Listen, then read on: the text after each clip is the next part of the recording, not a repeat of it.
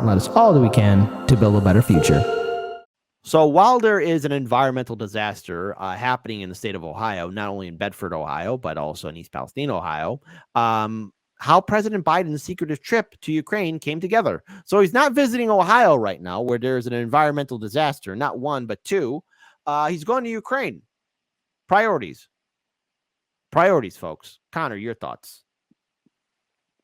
Yeah, I mean, it seems like Ukraine is his priority. And I don't know if Ukraine is our bitch or if Ukraine is making us their bitch. No, what it is. Here's how it is. Ukraine is the sugar baby. We're the sugar daddy. We're just giving them so much money. And it's so much money, their head's starting to spin. So the White House alerted the press at 10:20 a.m. Sunday that Joe 30330 would not be seen for the rest of the day. Senile old man Biden, huh? In reality, he had not even been in the building for several hours. Did he get lost? Biden's adventure in D.C. Can you find old man Biden? That's terrible. I'm going to hell for that. Biden left his famous address at 1600 Pennsylvania Avenue even earlier that morning to fly to Poland, and then he took a train to Kiev. So I guess it's safe. It's not a war zone anymore. Where he arrived early Sunday morning. It was a surprise trip to the capital city of war-torn Ukraine, roughly 1 year since the Russian forces first launched an unprovoked invasion. Well, that's there's a lot of provoking on both sides. The president, closely guarded travel, was the product of months of planning that accumulated with Biden standing side by side with Ukrainian President Vladimir Zelensky. Yeah, the guy who's just snorting up all that money and declaring the U.S. and the world would support Ukraine as long as it takes to win the war. So there you go. It was logistically complicated and difficult, and it sends an incredibly powerful message that Joe has faith in the Ukrainian people and is unwavering in his commitment to stand by them. So there he is. Look, folks. There's a chemical and environmental disaster happening here in America, but he's in Ukraine. So there you go. Connor, what do you think of old man Biden's adventure? You think it's just all there for ops? What's going on? I don't know, man. There's got to be a real reason why he went, but it's the line that really gets me in this article is him saying that he wants to, no matter how long it takes, to support Ukraine to win the war. How long is that going to take? You know what I mean? It's when you fund war and we give war money to these other countries to fund war, like we were doing in Syria, like we were doing, all around the world. Mm-hmm. That money doesn't go back into our economy. It's dead money. It's money that doesn't help us, the United States.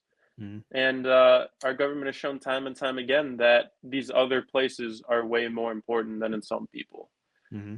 and exploits their own people. So, yeah, boots on the ground.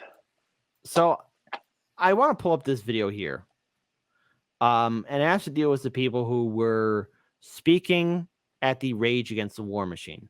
Roger Waters was there, for example, known activist, speaking out against the establishment system. We got plenty of other videos to share, but I think his words were the most relevant so far, and I want to share them with all of you.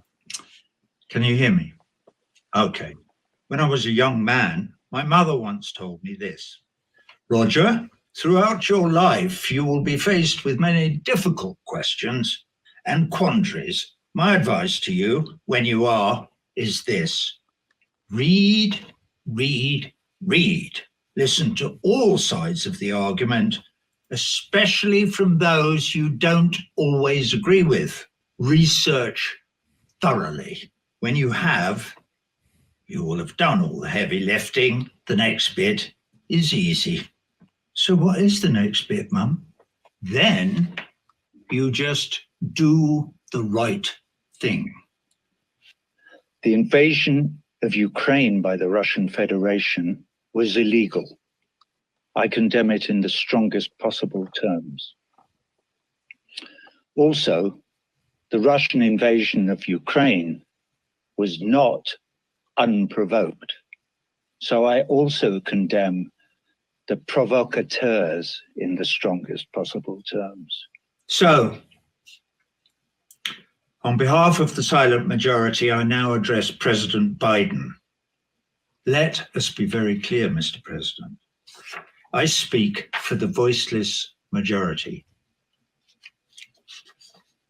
You and Antony Blinken and Victoria Nuland and Jake Sullivan and the rest of the warmongering neocons at the heart of government here in Washington, along with the vassal states in NATO, are the principal provocateurs that I mentioned.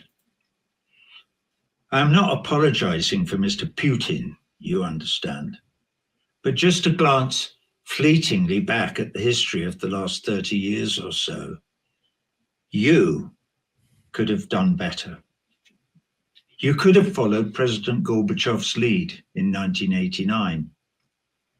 You could have kept Secretary of State Baker's promise not to advance NATO 1 yard closer to the Russian border than the eastern extremities of a reunited Germany. You could have responded to President Putin's overtures in his famous 10th of February 2007 speech at the Security Conference in Munich, and shepherded us all towards a much, much safer Europe. Or in 2008, you could have chosen not to expand NATO eastwards. Or in 2014, you could have refrained from engineering the illegal Maidan coup d'etat in Ukraine. Or in 2019, you could have supported the Minsk Accords. These are all things that happened. 2014, who was president? Who was vice president? Barack Obama. Vice President Joe Biden. 2014, that coup did take place. These things and these wars, they take years to build up. And when they happen, there's reasons why. There's consequences and repercussions for the actions that are being done by the United States government, the corporations, the military-industrial complex. And folks, one day, someone's going to see that shiny red button, and the nukes are going to be flying, and mushroom clouds are going to be in the sky. And to quote Dr. Strangelove, the survivors will envy the dead. There's no great rebuilding. Once those missiles are launched, that's it. We will never get to this point of civilization again. We dug up a lot of the oil. We've mined a lot of the planet. We will not get to this level of civilization again. Once that happens, that's it. And we have sociopaths in charge. And these sociopaths are okay with ongoing war. If these were responsible lawmakers in a republic, in a democracy, they would be calling for ceasefire, calling for diplomacy, calling for action to get everyone at the damn table. There's no innocent side here. The only innocent people in this are the civilians in Russia, in Ukraine, in Europe, and even here in America, because we're seeing firsthand the consequences and dangers of this goddamn war, the rise of inflation, the massive insecurities happening worldwide. And what are our politicians doing? What did our U.S. politicians do in the first notice when they were told that the Russian tanks were crossing into Ukraine? Did they get to their offices right away, call for an emergency session in the Senate and House? No, that's too idealistic for you. I'm sorry if you're a diehard Democratic or Republican voter. That means, you're a good victim of domestic abuse. No, that's not what they did. You know what they did? They call it their stockbrokers. They started buying and sharing stocks. They were making profits. They didn't care about a war. They cared about the bottom line because Congress is doing insider trading, and insider trading with the military-industrial complex is big money. Connor, your thoughts? I think Rogers really stated this very well. I mean, he really brought the receipts, stuff that happened before my time that I learned about by watching this video and research done. I didn't know about some of these things because it's not talked about. And the war in Europe has always been going on. There's always been such tension between the West and the East, and the West has been pushing these tensions ever since the end of World War II. And again, like he says, I'm not a Putin apologist. However, I just don't want any more people to die like everybody else that Mhm. knows about this war. And the people in power, the sociopathic people in power on both sides, don't give a fuck. They don't And see people, they see land, they see power, they see money, they see profit. it's and the thing is, when you have a system where politicians have successfully brainwashed Americans thanks to corporate media, because unfortunately corporate media has done a phenomenal job in brainwashing people into Yep. thinking that this is acceptable. You have these dynastic families, these politicians who've been in power for years. Many of these politicians are in their 80s and 90s. They're from an era of America that no longer exists.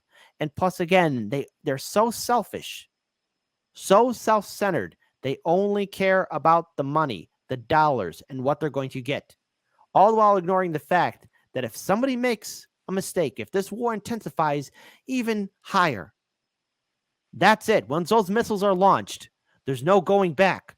There's no recovery. There won't be any great rebuild. The remnants of humanity, if there's any left, will be a husk of what we used to be. And the planet will be changed forever. And that's it. There's no great rebuild. There's no great reconstruction. So when I say I'm against war, and especially something of this magnitude, we have to really stand in solidarity to be against war, because right now in the United States, we went from Bush, we had the war in Iraq and Afghanistan. Under Obama, 2 wars to 7. Trump, he became presidential, according to MSNBC, as soon as he started launching those big, beautiful missiles in Syria. And now Biden is continuing on that wonderful legacy of both Democratic and Republican, previous Democratic and Republican presidential administrations.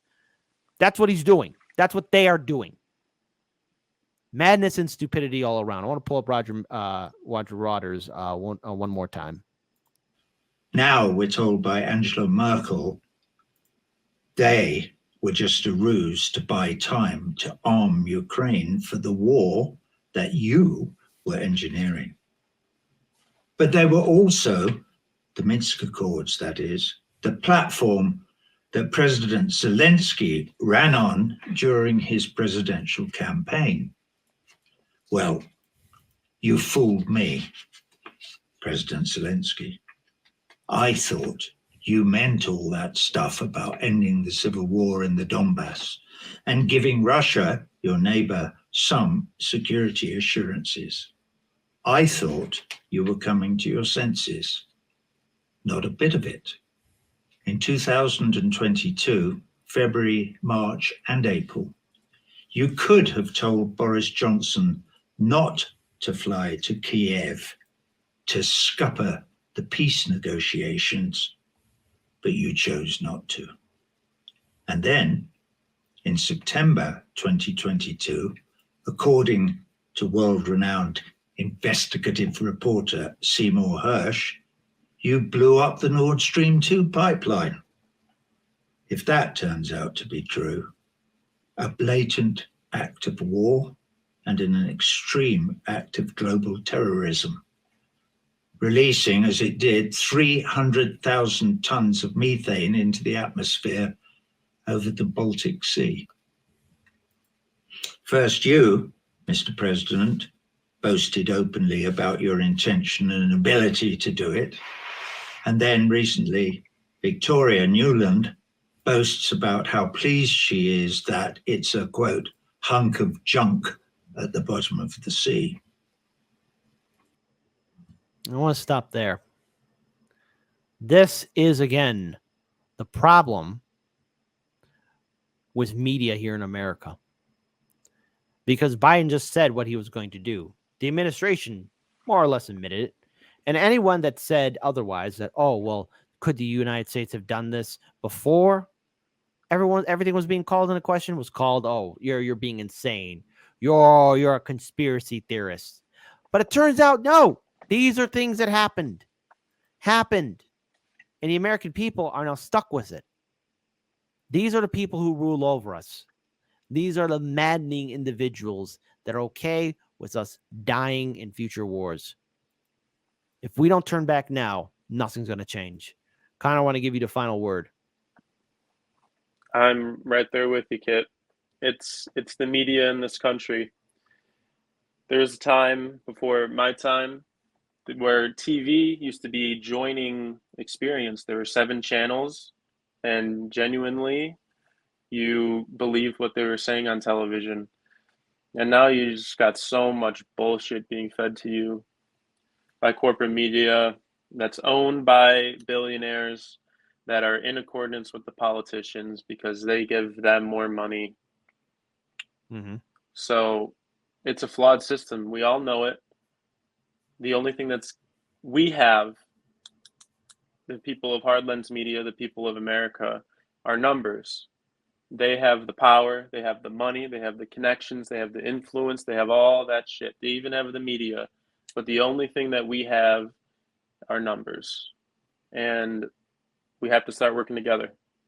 If we want this war to end, America can make this war end if we tried. If we want our environment to get better, America can get together and make our environment better if we tried.